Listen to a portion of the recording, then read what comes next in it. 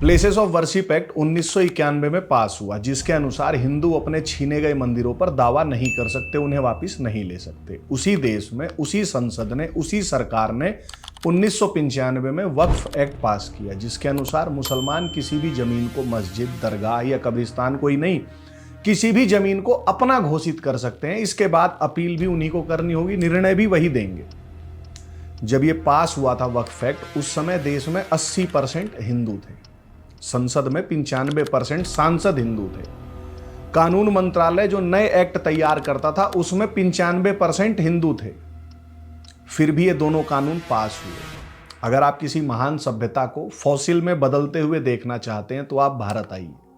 यहां आपको एक कंट्री साइज मॉर्ग यानी शवगृह दिखाई देगा, जिसमें एक चमत्कार और मिलेगा। ये जो मुर्दा शव है ये चलते हुए मिलेंगे, क्योंकि किसी भी जीवित समाज में तो ये दोनों कानून पास हो ही नहीं सकते थे, पर खैर पास हो गए।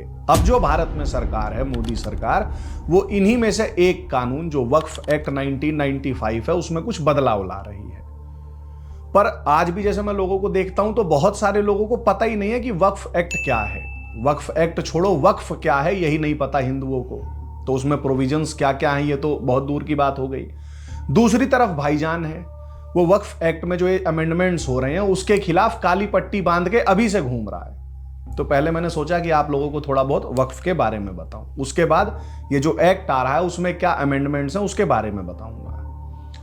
ताजमहल, बेट द्वारका, चार मीनार, अंबानी जी का घर जो है इंटीलिया, दिल्ली का 77% हिस्सा, हैदराबाद का 42% हिस्सा, international school of business, Wipro का हैदराबाद वाला office, Delhi airport, Delhi high court, ये जो सेंट्रल विस्टा मोदी जी बनवा रहे हैं जहां सारे सरकारी ऑफिसेज होंगे केंद्र सरकार के, दिल्ली में ही जो जवाहरलाल नेहरू स्टेडियम है, जो सीजीओ कॉम्प्लेक्स है, जो डीपीएस स्कूल है मथुरा रोड पे, ईटीसी, इन सभी चीजों में क्या कॉमन है?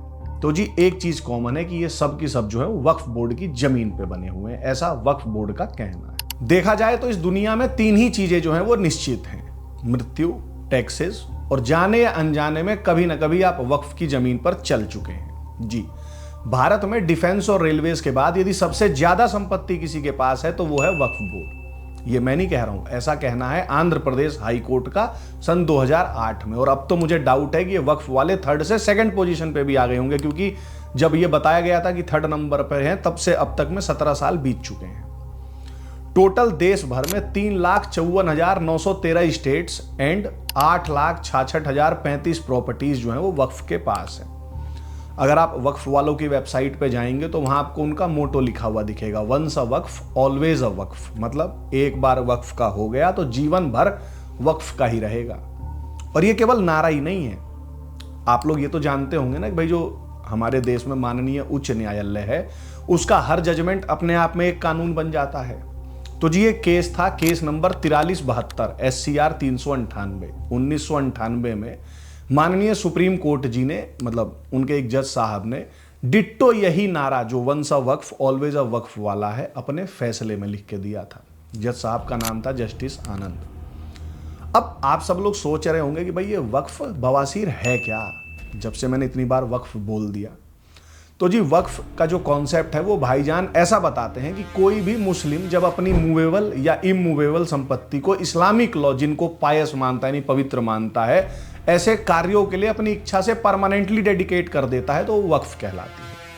और ऐसा करने वाले डोनर को वाकिफ कहा जाता है। ठीक, मतलब जैसे मान के चलो कि मेरी जमीन है, मैंने चैरिटी के लिए दान कर दी, मतलब अपने गॉड को, तो वो वक्फ कहला गई मुस्लिम लॉ के हिसाब से। अब आप सोचेंगे कि यार डोनेशन तो चैरिटी के लिए दुनिया भर में होती है, तो ये आम चैरिटी से क्या अलग है वक्फ वाली? तो जी इसमें जो वाकिफ वक्फ करता है यानी डेडिकेट करता है वो किसको करता है? अल्लाह जी को करता है। इसलिए ये जो चैरिटी है इनकी, ये जो वक्फ है, ये नॉर्मल चैरिटी से अलग है। अगर मैं आपको बहुत सिंपल शब्दों में समझाऊं कि भाई ये वक्फ क्या है, तो आप इसको ऐसा समझिए कि जब कोई मुसलमान अपनी जमीन अल्लाह को डोनेट कर देता है कि अब मेरी जमीन का यूज इस्लाम के लिए होगा, इसी को वक्फ प्रॉपर्टी कहा जाता है। अब आप कहेंगे ठीक तो है, इसमें क्या समस्या है? उसकी जमीन, उसकी मर्जी, जो चाहे वो करे, भाई सानू की फर्क पैंदा सी। बात तो आपकी ठीक है, पर भाईजान केवल अपनी जमीन ही नहीं डोनेट कर रहा, उसका मूड हुआ तो वो आपकी भी जमीन डोनेट कर देगा और आप कुछ नहीं कर पाओगे लीगली। फिर नहीं कह पाओगे आपकी सानू की फर्क पैंदा सी। जी मजाक नहीं कर रहा हूं। वक्फ एक्ट 1995 जो पास किया गया था इस देश में कांग्रेस की सरकार ने, उसमें ये प्रोविजंस हैं। आओ मैं आपको पहले वक्फ एक्ट 1995 के कुछ प्रोविजंस का ट्रेलर दिखाऊं। वक्फ एक्ट 1995 का सेक्शन 3R, इसके अनुसार केवल मुस्लिम ही डोनेट कर सकता है को चेंज कर दिया गया है। Waqf means the permanent dedication by any person, गौर फरमाइएगा हजरात, any person not only Muslims, of any movable or immovable property for any purpose recognised by the Muslim law as pious, religious or charitable and includes. ठीक, मतलब पहले तो ये था कि भाई केवल मुस्लिम ही डोनेट कर सकता था। 1995 में इसको अमेंड करके इन सबों ने क्या कर दिया कि भैया नॉन मुस्लिम भी कर सकता है। अब आइए आगे, वक्फ करने के लिए हिंदू हो या मुस्लिम, भाई जमीन तो उनकी होनी चाहिए ना भाई। आप डोनेट तो वही करोगे जो आपका है। और जब आप डोनेट करोगे तो एक डीड बनेगी। जैसे आप लोग अगर जमीन खरीदते हैं या बेचते हैं तो एक कागजी कार्रवाई करते हो ना, यह ऐसा करने की कोई जरूरत नहीं है। मतलब मैंने वक्फ कर दिया तो उसके लिए कोई लिखित में देने की जरूरत नहीं है जी। सेक्शन 3R का क्लॉज आई पढ़िए, a Waqf by user but such Waqf shall not cease to be a Waqf by reason only of the user having ceased irrespective of the period of such ceasing. इसमें जो ये वक्फ बाय यूजर है ये क्या है? तो जी अगर वक्फ बोर्ड जो है वो कोई वक्फ डीड नहीं दे पा रहा है, भाई जैसे बोला गया कि ये जमीन वक्फ की है, तो भाई पूछा जाएगा कि आप दिखा दो लिखित में कि भाई कब दी गई थी। अगर उनके पास वो लिखित में नहीं है, पर अगर वक्फ बोर्ड का कब्जा है यानी उस जमीन को वो अपने हिसाब से यूज कर रहे हैं, तो वो भी वक्फ प्रॉपर्टी मानी जाएगी, क्योंकि वक्फ बाय यूजर का क्लॉज है 1995 में कि अगर वो यूज भी कर रहे हैं तो भी वक्फ की मानी जाएगी। जैसे अगर आपको याद हो, कर्नाटक में गणेश चतुर्थी नहीं मनाने दी थी एक पार्क में। भाईजान का कहना था कि ये वक्फ की जमीन है, कोई रिटर्न प्रूफ नहीं था उसके पास, तो भाईजान ने कहा कि हम इसे नमाज के लिए सालों से यूज कर रहे हैं, यानी वक्फ बाय यूजर है। तो ये पार्क जो है वो वक्फ का हुआ और वहां पे गणेश चतुर्थी नहीं हुई। भारत में एक लॉ है, मतलब खैर भारत तो लॉज का ही देश है, कानूनों का ही। तो लॉ ऑफ एडवर्स पोजेशन, ये बेसिकली कब्जे को लेके कानून है। इसमें एक कानून होता है लिमिटेशन एक्ट 1963। यह कहता है कि अगर किसी संपत्ति पे आप 12 साल से अधिक समय से रह रहे हो, यानी 12 साल से वो आपके पोजेशन में है, तो वो आपकी होगी। फिर कोई 12 साल एक दिन बाद आके ये नहीं कह सकता कि भैया मैं इसका मालिक हूं। कोर्ट पूछता है कि 12 साल कहां झक मरा रहे थे। ऐसे ही यदि आप किसी सरकारी जमीन पे कब्जा है, मतलब ये मत, अब कोई सा ये मत कह देना कि मैं सरकारी जमीन पे कब्जा करने की टेक्निक सिखा रहा हूं। आप ऐसा मानिए कि यदि किसी सरकारी जमीन पे कब्जा है, यानी आप उस पे रह रहे हैं या आपने कुछ मतलब कुछ भी कर रखा है, सरकारी जमीन पे आप हैं, पोजेशन आपके पास है और ये 30 साल से आपके पास है, ठीक। तो जैसे ही 30 साल एक दिन हो जाएगा ना, तो भारत सरकार भी अपनी वो जमीन आपसे नहीं ले सकती, क्योंकि जो लिमिटेशन एक्ट 1963 है उसमें प्राइवेट प्रॉपर्टी के लिए तो 12 साल है, सरकारी वाले के लिए 30 साल है। भाई 30 साल से यदि किसी जमीन पे आपका पोजेशन है तो फिर वो आपकी हुई। पर जो ये वक्फ एक्ट 1995 है उसमें ये लिमिटेशन एक्ट 1963 लागू नहीं होता जी। वक्फ एक्ट का सेक्शन 107 पढ़िए। और ये जो भाईजान है, इसी सेक्शन के कारण जो ये सेक्शन 107 है, ये भाईजान जिसका पूरा दीन ही 1400 साल पुराना है, वो इतनी हिम्मत कर जाता है कि 1500 साल पुराने तमिलनाडु में बने एक मंदिर को वक्फ डिक्लेयर कर देता है। आगे देखिए, वक्फ की संपत्ति का हर 10 साल में सर्वे होता है। जो सर्वे कमिश्नर होगा वो वक्फ बोर्ड का ही बंदा होगा और वो भाईजान ही होगा मेरे ख्याल से। ये तो एक अनसेड आप समझ ही रहे होंगे, मतलब या मैं ओवर्टली बताऊं कि वो जो सर्वे कमिश्नर होगा वो भी मुस्लिम होगा और उसके पास सिविल कोर्ट जैसी अथॉरिटी और पावर्स होंगी। और अगर मानो वक्फ से रिलेटेड कोई डिस्प्यूट हो गया, सर्वे कमिश्नर ने आपका घर जो है, जैसे आप जिस घर में रहते हैं, सपोज सर्वे कमिश्नर ने उसका सर्वे किया, बोल दिया कि भाई ये वक्फ की संपत्ति है, तो आप क्या कर सकते हैं? आप झुनझुना हिला सकते हैं जी। आप खूब ज्यादा भी कर लेंगे तो आपके पास एक ही रेमेडी है इसके खिलाफ कि आप अपनी फरियाद लेके वक्फ ट्रिब्यूनल में जाएंगे। उस वक्फ ट्रिब्यूनल में जितने भी लोग होंगे वो सब के सब एक ही रिलीजन ऑफ पीस के होंगे और वो आपकी फरियाद पे जो फैसला देंगे आपको वो मानना पड़ेगा। सेक्शन 6 में जरा इसे ध्यान से पढ़िए। Any person aggrieved may institute a suit in a tribunal for the decision of the question and the decision of the tribunal in respect of such matter shall be final provided that no such suit shall be entertained by the tribunal after the expiry of 1 year from the date of the publication of the list of 4। ये expiry of 1 year क्या है? तो जी जो सर्वे commissioner है वो जैसे हर 10 साल में सर्वे कराते हैं वक्फ वाले कि भाई हमारी क्या क्या संपत्ति है, तो वो सर्वे करेगा। सर्वे करने के बाद प्रॉपर्टीज की वक्फ की जो है उसकी एक लिस्ट बनाएगा। वो लिस्ट बना के अपना घर चले जाएगा। अगर आपका घर भी उस लिस्ट में आ रहा है तो ऐसा मत सोचना है कि भाई वक्फ वाले आके आपकी बेल बजाएंगे कि भैया आपका जो घर है वो वक्फ की जमीन पे। ऐसा नहीं है। कोई नोटिस, कोई सूचना नहीं दी जाएगी वक्फ बोर्ड द्वारा। और अगर आपका घर जिस लिस्ट में आ रहा है वो लिस्ट बने हुए 1 साल हो गया तो जी भैया बात तो बहुत पुरानी हो गई। अब आप अपनी फरियाद लेके ट्रिब्यूनल में भी नहीं जा सकते, कोर्ट में तो वैसे ही नहीं जा सकते। जैसे अगर आपकी जानकारी में हो तो जो लैंड एक्विजिशन होता है जब सरकार करती है तो पहले प्रिलिमिनरी नोटिफिकेशन देती है, फिर कुछ समय बाद फाइनल आता था।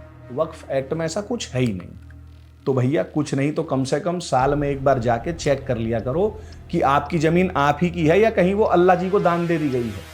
और ये जो वक्फ सर्वे कमिश्नर जी हैं जो ये सर्वे करेंगे, जो लिस्ट बनाएंगे, जो ये कागज लगेगा, स्याही लगेगी, मतलब इसमें जो सारी कॉस्टिंग आएगी वो कौन देगा?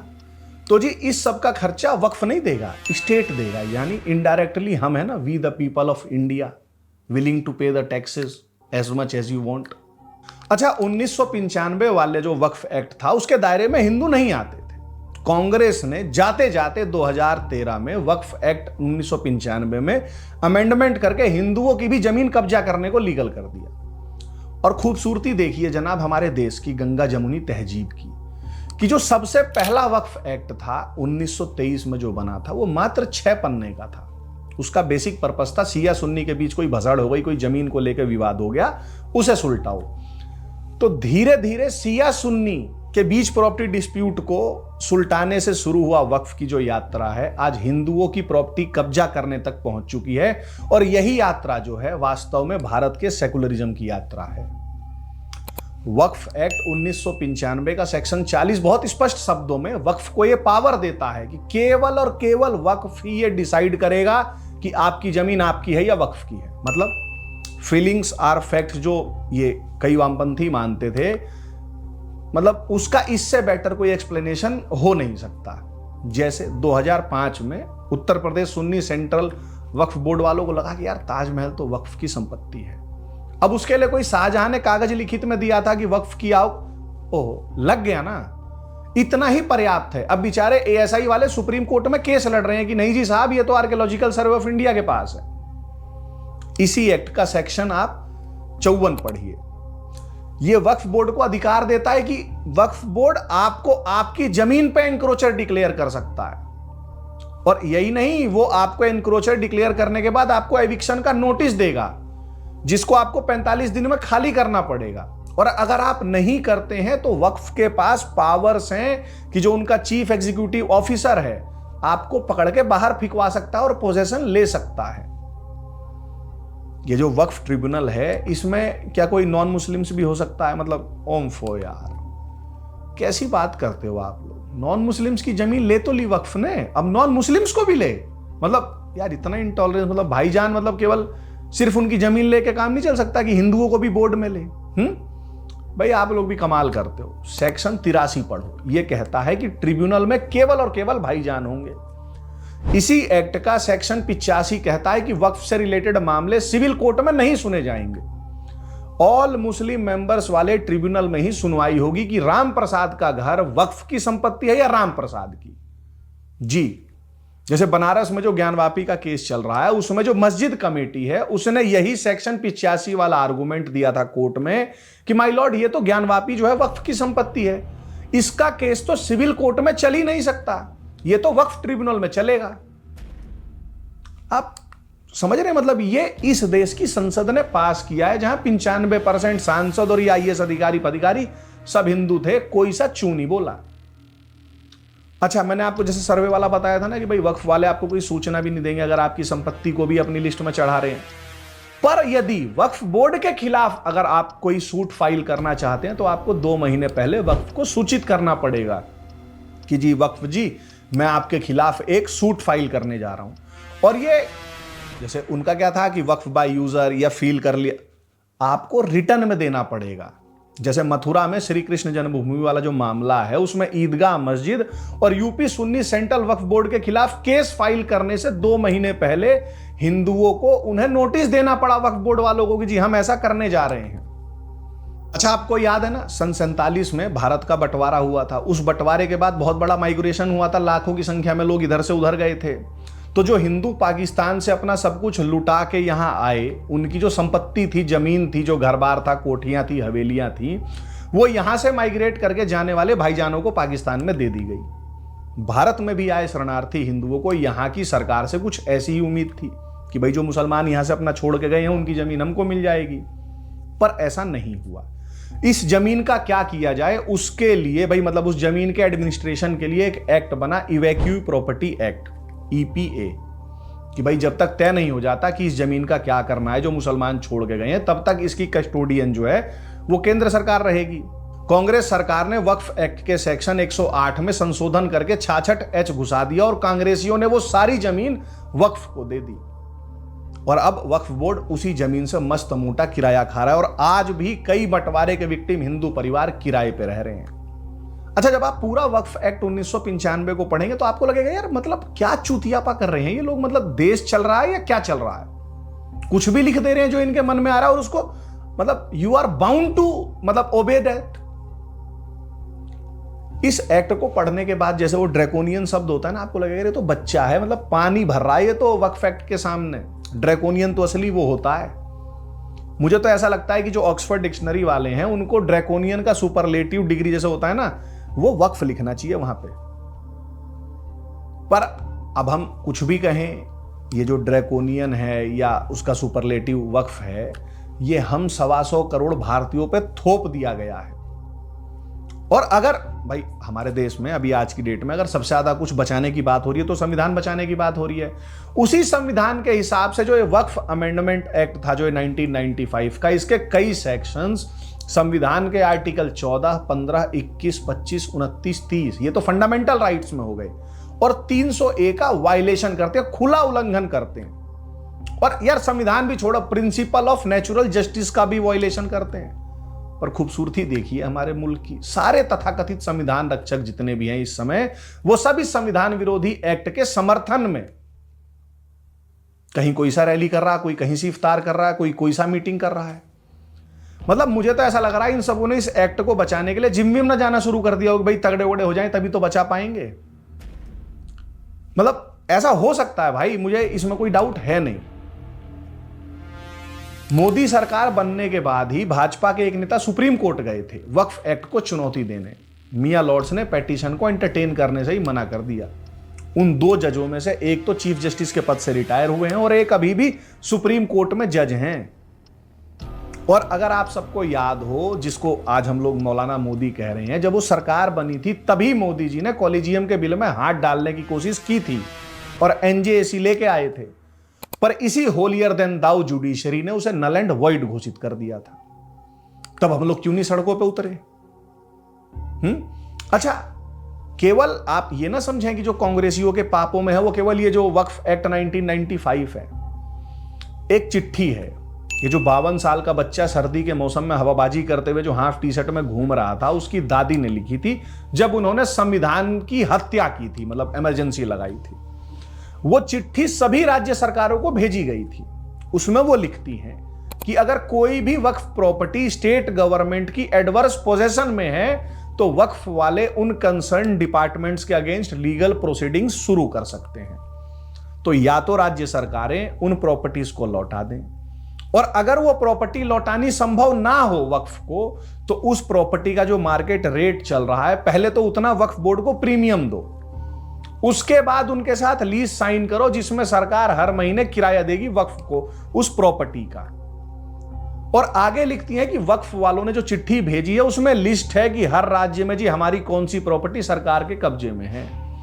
Act on those as suggested above. अच्छा, जब मैं ये वक्फ एक्ट पढ़ रहा था तो मुझे मतलब पता नहीं अनायास ही याद आया कि भाई वक्फ वालों ने कांग्रेस को बस इशारा किया झुकने का, और ये कांग्रेस वाले चटाई और सरसों का तेल लेके लेट गए कि आओ वक्फ बोर्ड जी आपकी मालिश कर दें, थक गए होंगे आप हिंदू प्रॉपर्टीज पे कब्जा करते करते। जी, कांग्रेस सरकार जाते जाते मार्च 2014 में 123 प्राइम लैंड पे वक्फ बोर्ड के 123 प्राइम कब्जों को लीगल कर गई थी जो दिल्ली में हैं।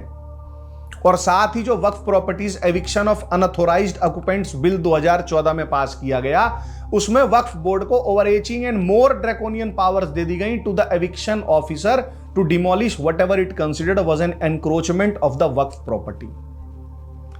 The bill bade any Indian court to have jurisdiction to entertain any suit concerning the eviction of any person from any waqf property or demolition of any structure or fixture from any waqf. मतलब वक्फ वालों को लगा कब्जा है तो वो हटाएंगे और आप उनका कुछ नहीं कर सकते, किसी कोर्ट में उसके खिलाफ कोई सूट नहीं फाइल होगा. यह था 1995 का वक्फ एक्ट. इसी वक्फ एक्ट में संशोधन करने को पिछले साल 8 अगस्त 2024 को लोकसभा में वक्फ अमेंडमेंट बिल लाई भारत सरकार. मिनिस्टर इंचार्ज ने कहा कि भाई एक जेपीसी ज्वाइंट पार्लियामेंट्री कमेटी बना लेते हैं कि भाई जिस पे बिल पे चर्चा हो जाएगी. साल भर चर्चा चली, 38 बार जेपीसी की मीटिंग हुई जो कुल मिला के 128 घंटे 10 मिनट चली. और फिर फाइनली जेपीसी ने फाइनल बिल का प्रपोजल बनाया जो अभी आएगा, पर उसके खिलाफ विरोध प्रदर्शन शुरू हो चुका है हमारे देश में. उसमें क्या क्या अमेंडमेंट्स हैं जो अभी ये बिल आ रहा है, जो प्रपोजल बना है. सबसे पहले तो वक्फ का नाम बदल दिया गया है. अब से वक्फ को वक्फ नहीं, unified Waqf management empowerment efficiency and development नाम से जाना जाएगा. इन शॉर्ट उम्मीद. भाईजान कह रहा है कि ये गलत है, वक्फ ही रहना चाहिए क्योंकि ये नाम बदल देने से जो इसका रिलीजियस और कल्चरल सिग्निफिकेंस था वो समाप्त हो रहा है. दूसरा, पहले 2 ही प्रकार के वक्फ होते थे इस देश में, शिया वक्फ और सुन्नी वक्फ. अब इसमें 2 और जोड़े जाएंगे, आगा खानी वक्फ और बोहरा वक्फ. भाईजान इस पे भी रो रहा है कि भाई इससे हमारे कौम में और फूट पड़ेगी और जातियों में केवल हिंदू बटे हैं, हम नहीं वाला भी इनका जो है वो झूठा हो जाएगा. इन्होंने वक्फ में कर रखा था कि कोई भी वक्फ कर सकता है, यानी नॉन मुस्लिम भी कर सकते हैं. मोदी ने इसमें गेम करवा दिया है.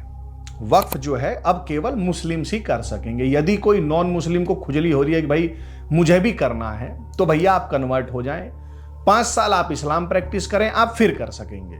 वक्फ एक्ट 1995 में था कि भाई कोई भी वक्फ कर सकता था, यानी नॉन मुस्लिम्स भी कर सकते थे. मोदी ने ये वाला उड़वा दिया, ये सेवा समाप्त. अब वक्फ केवल मुस्लिम्स ही कर सकेंगे, कोई नॉन मुस्लिम्स नहीं कर सकेगा. अगर करना चाहे तो कन्वर्ट हो जाए, 5 साल इस्लाम प्रैक्टिस करे, उसके बाद कर सकेगा. इसी वक्फ एक्ट 1995 में एक सबसे खतरनाक सेक्शंस में था वक्फ बाय यूजर वाला क्लॉज, यानी कब्जा है जी हमारा इस पार्क पे, तो इसीलिए वक्फ का पार्क हो गया. कोई कागज दिखाने की जरूरत नहीं है. जैसे मैंने आपको कर्नाटका वाला केस बताया था, है ना, मतलब रिटर्न में कोई प्रूफ नहीं है पर नमाज हम पढ़ रहे हैं तो वक्फ बाय यूजर के तहत वक्फ माना जाए, है ना. और ऐसे ही इन्होंने गणेश चतुर्थी नहीं होने दी थी. ऐसे ही आर्कियोलॉजिकल सर्वे ऑफ इंडिया की 280 प्रोटेक्टेड मॉन्यूमेंट्स पे भाईजान ने वक्फ बाय यूजर की हेल्प से कब्जा कर रखा है. जैसे कुतुब मीनार में नमाज पढ़ते हैं जुम्मे की, तो इसी आधार पर ये उसे वक्फ प्रॉपर्टी घोषित कर सकते हैं कि जी हम तो इसको नमाज के लिए यूज कर रहे थे, हम पे कागज नहीं है कुतुबुद्दीन ऐबक का कि उसने जी कब ये वक्फ किया था, पर हम यूज कर रहे थे तो हमारा हो गया. मोदी ने वो वक्फ बाय यूजर वाला जो ड्रैकोनियन क्लॉज था वो उड़वा दिया. मतलब नए वाले अमेंडमेंट में वो है ही नहीं, यानी वक्फ बाय यूजर का सिस्टम खत्म. ठीक.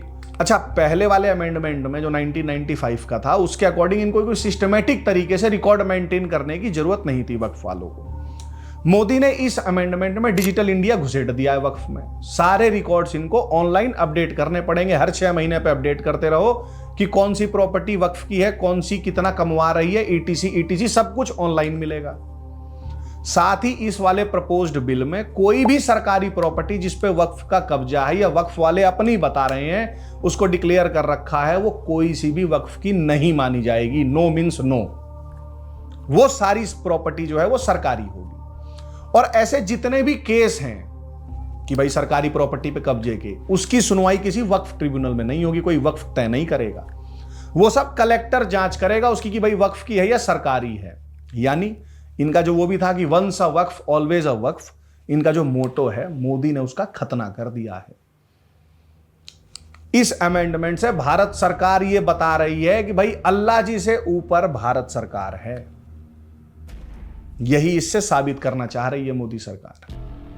जो पुराने वाला वक्फ एक्ट था उसमें बर्डन ऑफ प्रूफ जो था वो भी सामने वाले पे था कि भाई अगर वक्फ ने कह दिया कि ये प्रॉपर्टी उनकी है तो अब आप उनको साबित करते रहे कि नहीं नहीं साहब ये आपकी नहीं, ये मेरी है.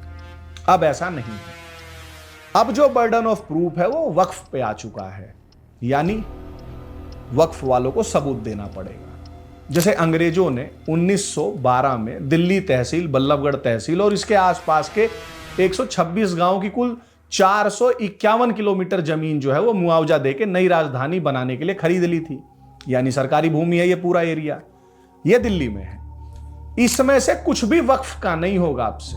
साथ ही कांग्रेस ने जो जाते जाते 123 प्रॉपर्टीज वक्फ वालों को दे दी थी वो भी डीनोटिफाई होंगी, यानी वो भी छीनेंगी। इसके अलावा सेक्शन 3C के बाद सेक्शन 3D भी घुसेड़ दिया है।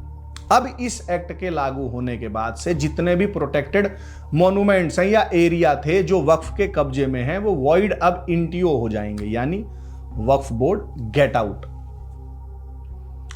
और ये जो वक्फ की प्रॉपर्टी का सर्वे जो होता था ना, जो इनका सर्वे कमिश्नर करता था, अब वो नहीं करेगा, अब कलेक्टर साहब करेंगे जो सरकारी होंगे। और अब रिवेन्यू रिकॉर्ड्स देखे जाएंगे कि भैया ये जमीन है किसकी, उसके बाद तय होगा कि वक्फ की है या नहीं है, यानी फीलिंग्स वाला सिस्टम गया। बिल का क्लॉज 9 वक्फ एक्ट 1995 के सेक्शन 6 में अमेंडमेंट कर रहा है। ये जो बिल प्रपोज्ड है जो आने वाला है उसका जो क्लॉज 9 है वो वक्फ एक्ट 1995 के सेक्शन 6 में अमेंडमेंट कर रहा है। पर उससे पहले आप एक शायरी सुन लो। लश्कर भी तुम्हारा है, सरदार तुम्हारा है, तुम झूठ को सच लिख दो, अखबार तुम्हारा है। और इस दौर के फरियादी जाएं तो कहां जाएं, कानून तुम्हारा है, दरबार तुम्हारा है। जी, ये शायरी अगर किसी पे सबसे ज्यादा फिट बैठती थी तो वो वक्फ बोर्ड पे बैठती थी। पहले था कि भाई साल भर के अंदर एग्रीव्ड पर्सन को वक्फ ट्रिब्यूनल में जाना पड़ता था। मोदी ने इसे बदल के पहले 1 साल को 2 साल कर दिया है। खैर, इसमें यह भी प्रोविजन डाल दिया कि आप 2 साल के बाद भी जा सकते हैं, पर आपके पास डिले का वैलिड रीजन होना चाहिए। अब वो डिले का वैलिड रीजन क्या है वो स्पेसिफाइड नहीं है, तो वो तो भाई कुछ भी हो सकता है।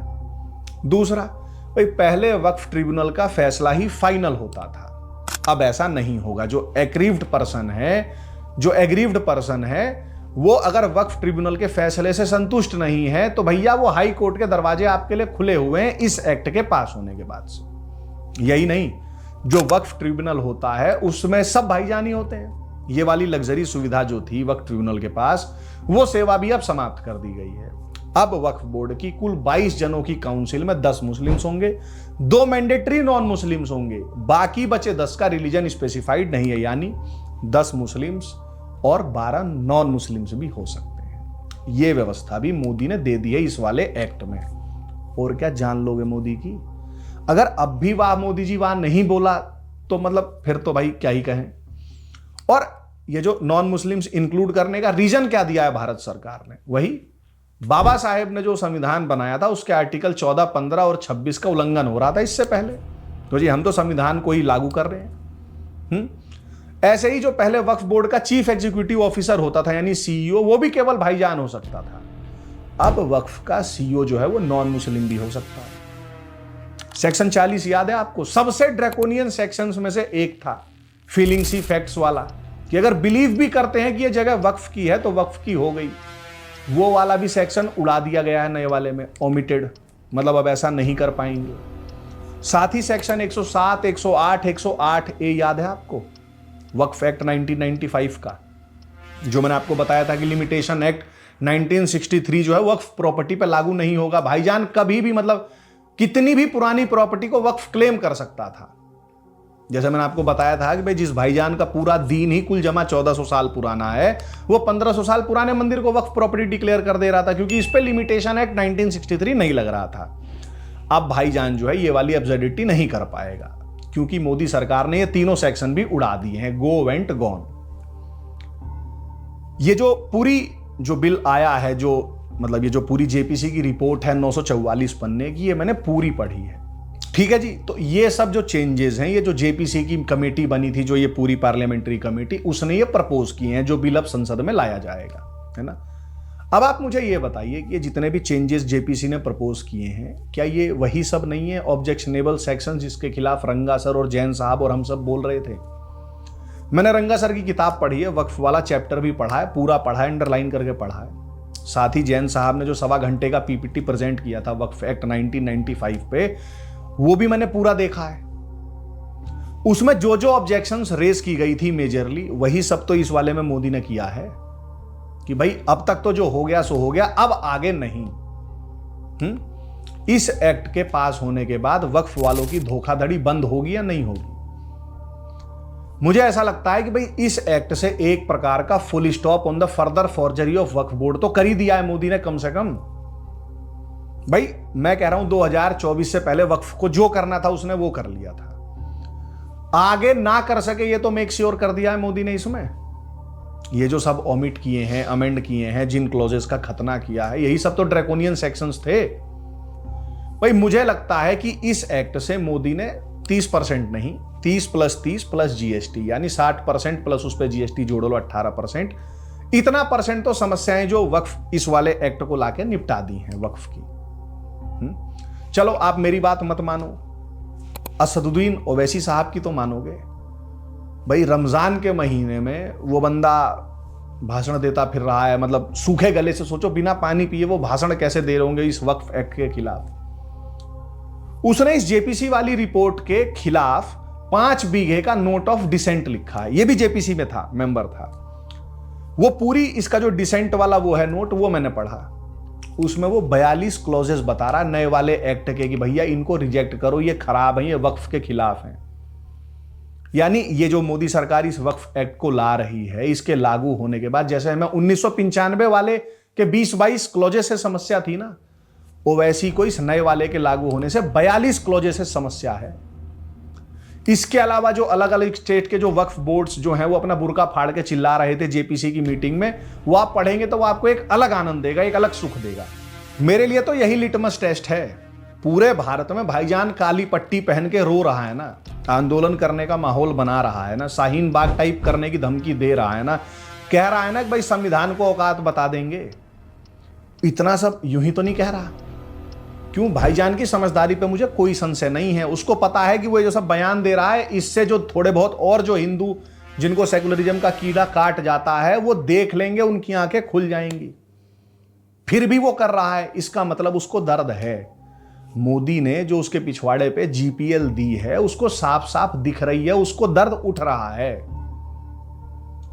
जब हम सबने सुना था ना कि ये मोदी जी ईद के उस पे सौगाते मोदी की किट दे रहे हैं, तो मैंने पूरा गाली वाला ट्वीट लिख लिया था। फिर अचानक से ये जेपीसी और ये वक्फ वाला पता नहीं मेरे दिमाग में आया, तो मैंने कहा एक बार ये भी देख लूं। मैंने 1923 वाला वक्फ एक्ट पढ़ा, 1954 वाला पढ़ा, 1995 वाला पढ़ा, और जो ये 944 पन्ने की रिपोर्ट है जेपीसी की, ये पूरी पढ़ी, अंडरलाइन करके पढ़ी। तो मुझे समझ में आया कि नरेंद्र मोदी जो है वो क्लास के उस शैतान बच्चे की तरह है जो वो देख कबूतर कह के गुद्दी पर एप्टा मार के भग जाता था। कम मैं कह रहा हूं, ज्यादा समझो।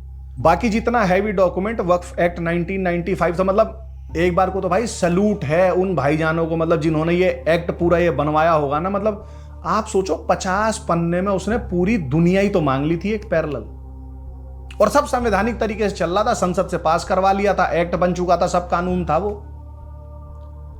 ऐसा 50 पन्नों में हिंदुओं के लिए कोई डॉक्यूमेंट बनाने वाला ना मुझे नहीं मिला है।